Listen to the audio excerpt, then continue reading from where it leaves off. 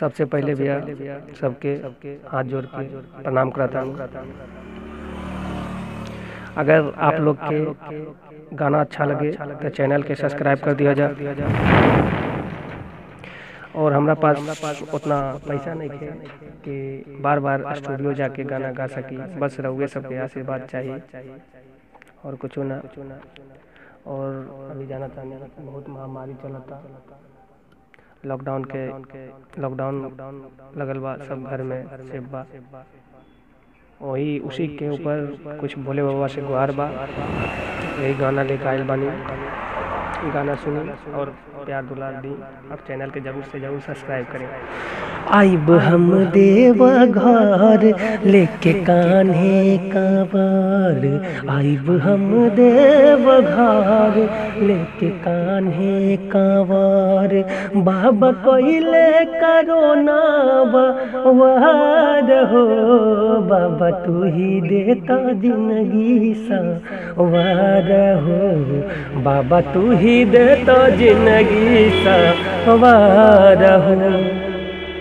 कइले बाबा देखा चिन्हो भिगात हो, बोल के हु कैसे कहरी चिन्ह पे विश्वास हो।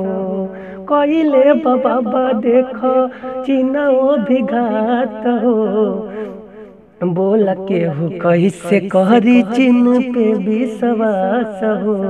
रही मनवा में आग कैले जिंदगी तबाह, रही मनवा में आग कैले जिंदगी तबाह। आँख भर जाला सुनी समाचार हो, बाबा तू ही देता जिंदगी सवार हो, बाबा तू ही देता जिंदगी सवार हो।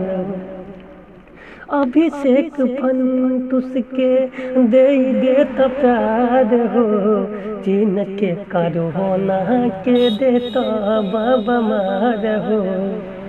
अभिषेक फंटूस के दे देता प्यार हो, चीन के करोना के देता बाबा मार हो।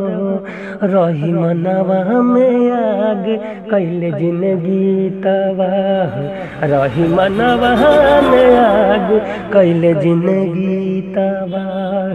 आँख भर जाला सुनी समाचार हो, बाबा तू ही देता जिंदगी सवार हो, बाबा तू ही देता जिंदगी सवार हो।